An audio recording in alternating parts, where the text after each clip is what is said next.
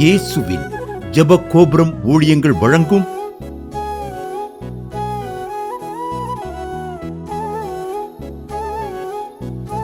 நம்பிக்கையிலே சந்தோஷமாயிருங்கள்.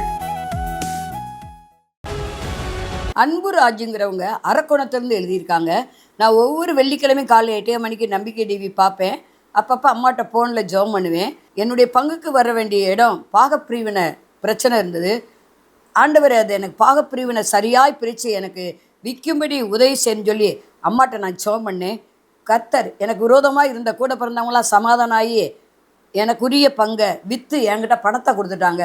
அந்த விற்காமல் இருந்த அந்த பாகப்பிரிவினை இடம் வித்தது ஆண்டுடைய நாமம் மகிமைப்படுவதுன்னு சாட்சி எழுதியிருக்காங்க. நம்பிக்கையிலே சந்தோஷமாயிருங்கள்.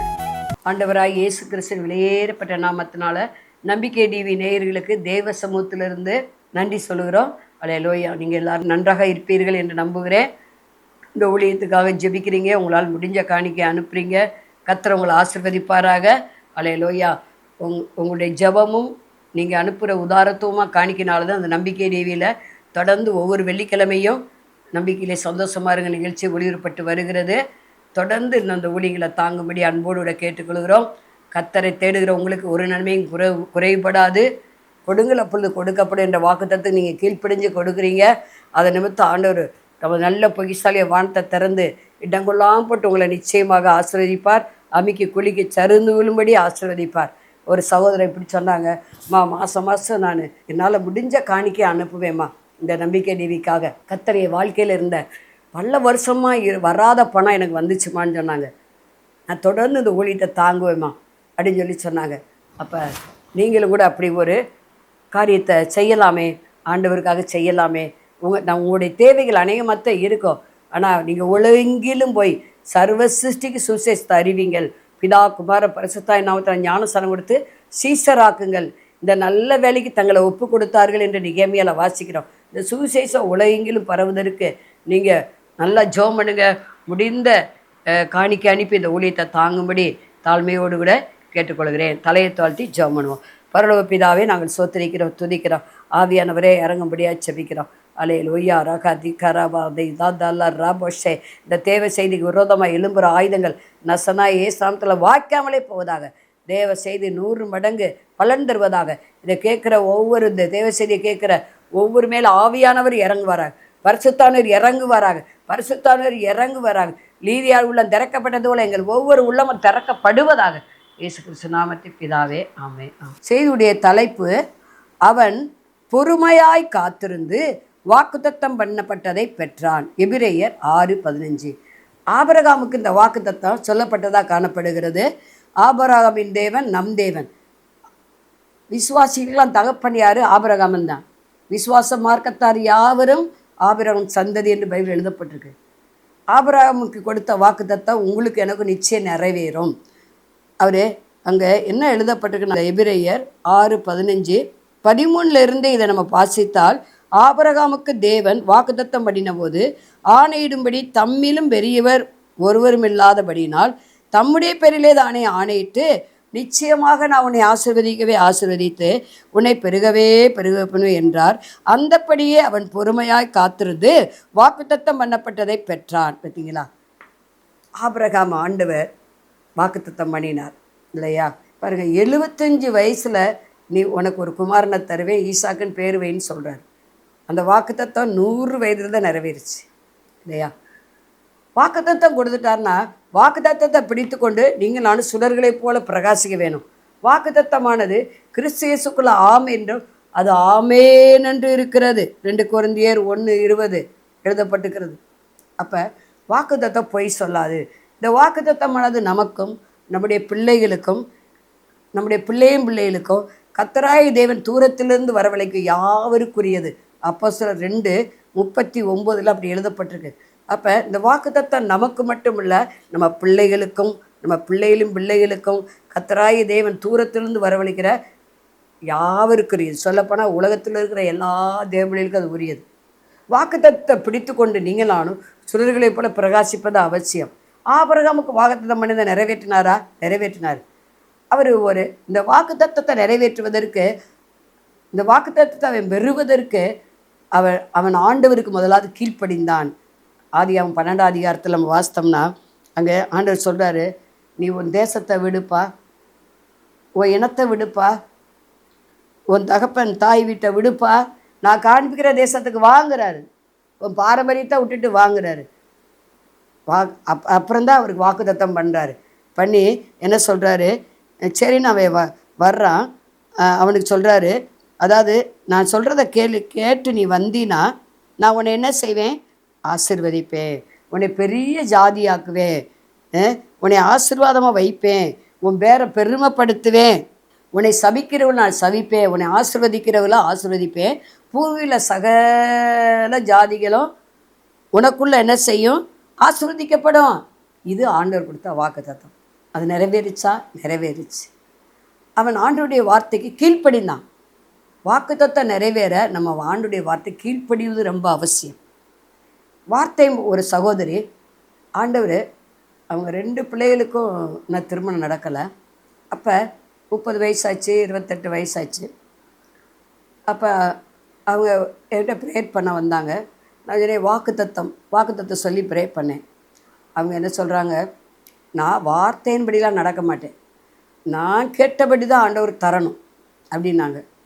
இப்படியே வழக்காடிக்கிட்டே இருந்தாங்க. நான் சொன்னேன், ஆண்டவர் வாக்குத்தத்தம் நிறைவேறும், தேவ சித்தமான் மட்டும் பாருங்கள். பணக்காரன் ஏழை அது 2வது விஷயம். அவன் பெரிய வேலை இருக்கான், சின்ன வேலை இருக்கான், அது 2வது விஷயம். ரட்சிக்கப்பட்டிருக்கானா, அபிஷேகப்பட்டிருக்கானா, நல்ல பேக்ரவுண்டு எப்படி இருக்குது, நல்ல ஆபிரகாம் சந்ததி போல் இருக்குதா? அப்போ என்ன செய்யுங்க, நீங்கள் தாராளமாக 2-3 சாட்சி மூலம் ஒரு காரியம் உறுதிப்படுன்னு விசாரிச்சுட்டு நம்ம செய்யலாம். நல்ல இடமா இருக்குது பையன், அதே மாதிரி பொண்ணு நல்ல இடமா இருக்குது, அப்படி நம்ம விசாரிப்போம். இதில் ஒரு சமாதானம் வருதுன்னா, நான் கேட்டபடி இல்லை, நான் ஆண்டவர்கிட்ட ஜெபம் பண்ணபடி இல்லை அப்படின்னு சொல்லி அந்த வார்த்தையை மீறினாங்க. கல்யாணம் இதுவரை நடக்கலை. 32 வயசாச்சு, நடக்கலை. ஏன்? வார்த்தை மீறுவது பாவம். ஆபிரகாம் கர்த்தருடைய வார்த்தையை மீறவே இல்லை, அப்படியே கீழ்ப்படிஞ்சு தன் தேசத்தை விடுறான், இனத்தை விடுறான், தனக்கு தான் விருப்பப்பட்ட எல்லாத்தையும் விட்டுட்டு என்ன செய்கிறான், ஆண்டவர் காண்பிக்கிற தேசத்துக்கு வர்றான். அதனால தான் ஆண்டவர் அவனை என்ன செஞ்சார், உன்னை ஆசீர்வதிப்பேப்பா, உன் பேரை பெருமைப்படுத்துவேன், பூமியின் தூளை போல உன்னை பெருக பண்ண போகிறேன், நீ ஆசீர்வாதமாக இருப்பாய். ஆண்டவர் 7 வித வாக்குத்தத்தத்தை சொல்லி அவனை ஆசீர்வதிக்கிறார். இதை கேட்டுக்கொண்டிருக்க அருமையான சகோதரியை, ஆபிரகாமுக்கு நிறைவேறிச்சா? தம்மிலும் பெரியவர் ஒருவரும் இல்லை என்று சொல்லி தம்முடைய பேரிலே ஆணையிட்டு கொடுத்தாராம். ஆணையிடுதலே சகல விவாதத்துக்கும் முடிவு. ஒருவேளை விவாதமாக உங்கள் வீட்டில் நடந்துக்கிட்டு இருக்கா, ஆவி மாம்சத்துக்கு விரோதம் போராட்டம் இருந்து கொண்டு தான் இருக்கும், அந்த விவாதத்தை ஆண்டவர் முடிக்கிறார். அவர் வாக்குத்தத்தம் பண்ணினவர் உண்மையுள்ளவர். வாக்குத்தத்தம் அது ஜீவன் ஆவி நிரந்தமாக இருக்கிறது. வேத வசனம் ஜீவன் ஆவி நிரந்தமாக இருக்கிறது. ஆவிக்குரியவர்கள் ஆவிக்குரியவர்களை சம்மந்தப்படுத்தி பேசணும். ஒரு பொண்ணு மாப்பிள்ளை விசுவாசி பார்க்குறீங்க, இல்லை ஊழியர் பார்க்குறீங்கன்னா அவங்க லவ் பண்ணுறதுக்காக நம்ம பண்ணிக்கிட்டு நம்ம கஷ்டப்படக்கூடாது. என்னை பொறுத்தவரையிலும் அப்படி அந்த குடும்பம் நான் இன்றைக்கு வரையும் பார்க்குறேன். ஒன்று மேட்டுக்களுக்கும் ஒன்று பள்ளத்துக்களுக்கும். அவங்க நாங்கள் எங்கள் கோயிலுக்கு போகிறோம், நீங்கள் உங்கள் ஏசப்பாவுக்கு போகிறாங்கன்னு அப்படியெல்லாம் போகிறாங்க. அது உங்கள் வாழ்க்கையில் சாபத்தை தான் கொண்டு வரும். ஒரு விசுவாசி தான் கல்யாணம் பண்ணணும். அதான் தேவனுடைய நீதி. வாக்குத்தத்தம் அதுதான். அவிசுவாசியோடு பிணைக்கப்படாதிருப்பாயாகன்னு வேதம் சொல்லுகிறதே, வாக்குத்தத்தம் சொல்லுகிறதே. அதுக்கு நம்ம கீழ்ப்படியணும். மாம்ச இச்சை நிறைவேற்றக்கூடாது எந்த ஒரு விசுவாசியும். கிறிஸ்துடையவர்கள் தங்கள் மாம்ச ஆசை இச்சையை சிலுவையில் அடிச்சிருக்காங்கன்னு பார்க்குறோம். உங்கள் பிள்ளையுடைய ஆசை இச்சை சிலுவையில் அடிங்க, உங்களுடைய ஆசை இச்சைகளை சிலுவையில் அடிங்க. கர்த்தருடைய சித்தம் வாக்குத்தத்தம் கொடுத்துட்டாருன்னா அதை பிடித்து கொண்டே நம்ம காலமெல்லாம் ஓட்டிடலாம். எனக்கு ஆண்டவர் எத்தனையோ வாக்குத்தத்தம் கொடுத்துருக்காரு, இன்னும் கொடுத்துக்கிட்டு வராரு. சிலதை நிறைவேற்றிட்டார், இன்னும் நிறைவேற்றாத வாக்குத்தத்தங்கள் நிறைய இருக்குது. அது நிச்சயம் நிறைவேற்றுவார். எத்தனை வாக்குத்தத்தம் நிறைவேற்றி முடித்தார். வாக்குத்தத்தம் பண்ணினவர் உண்மை உள்ளவர். நான் உண்மை இல்லாதவர் இருந்தாலும் அவர் உண்மையுள்ளவராக இருக்கிறார். ஆபிரகாமுக்கு வாக்குத்தத்தம் பண்ணி அதை அப்படியே நிறைவேற்றி முடித்தார். குழந்தையை தருவேன்னு சொன்னார், தந்தாரா? ஈசாக்கு கொடுத்தார். அதே போல் அவன் ஆசீர்வதித்தாரா? 13 அதிகாரம் ஆதியாகமம் 14 அதிகாரத்துக்கு வந்தீங்கன்னா பாருங்கள், அவன் கண் பார்க்குற இடத்துல ஆண்டவர் என்ன செய்கிறாரு, அவனுக்கு தர்றாரு. நீ கிழக்கிலும் மேற்கிலும் வடக்கிலும் தெற்கிலும் நோக்கி பார்ப்பா, நீ கண் பார்க்குற எல்லா இடத்தையும் உனக்கே தருவேன்னு சொன்னாரா? சொன்னார். வாக்குத்தத்தம் நிறைவேறுவதற்கு நீங்கள் நானும் கீழ்ப்படிதல் அவசியம். 2வது விட்டு கொடுத்தல் அவசியம். ஆபிரகாம் விட்டு கொடுத்தானா? லோத்து பாருங்கள், என்ன அவங்க கூட சண்டைக்கு வர்றான். அவன் மேய்ப்பருக்கும் அபிரகாம் மேய்ப்பருக்கும் சண்டை வந்தோடனே அவன் சொல்கிறான், நாம சகோதரர்கள், நமக்குள்ளே சமாதானத்தை காத்துக்கிடுவோம். நீ கிழக்க போனால் நான் மேற்க போனேன், நீ வடக்க போனால் நான் தெற்க போகிறேன்னு சொல்கிறான். அவன் பசுமையானதை கொள்ளுமையானதை எல்லாம் யார் லோத்து எடுத்துக்கிட்டான்.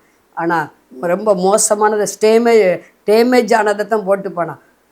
அவன் ஒன்றுமே சொல்லலை. மொத்தத்தில் சமாதானத்தை காத்துக்கிட்டான். நம்ம சகோதரர்கள் பாருங்கள், இதை வாக்கு தத்தம். நீங்கள் கூடி மட்டும் எல்லாரோடையும் சமாதானமாக இருங்கள் இருக்கு. சமாதானம் பண்ணுகிறவர்கள் பாக்கியவான்கள், அவர்கள் தேவனுடைய பிள்ளைகள் எனப்படுவார் இருக்கு. அப்போ சமாதானத்தை காத்துக்கிடணும். வாக்குத்தத்தம் என்னது? ஆசீர்வதிப்பேன் வாக்குத்தத்தம் பண்ணியிருக்காரு. அதுக்கு ஆசீர்வதிக்கப்படுறது நம்ம கீழ்ப்படியணும்.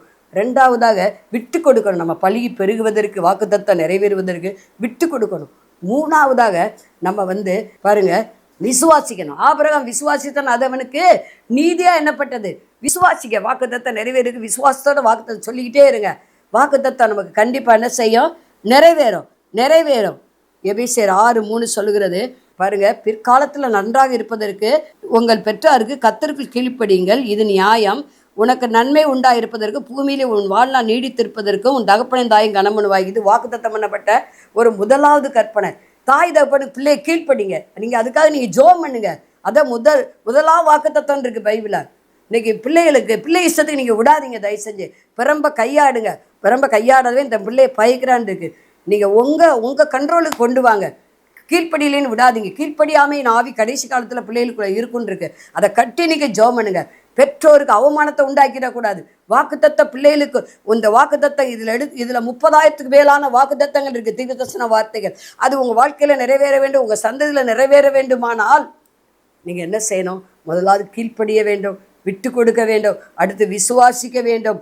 அதே போல் பிள்ளைகளுக்கு நல்ல போதனைகளை சொல்லிக் கொடுக்கணும். பெற்றோர் உங்கள் பிள்ளைகள் கீழாக மேலாவார்கள், வாழாக தலையாவார்கள்.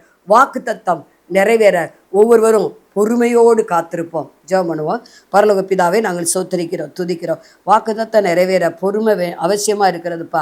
பொறுமையினால் ஒவ்வொருவரும் தங்கள் ஆத்துமாக்களை காத்துக்கொள்ளும்படியாக செபிக்கிறோம்.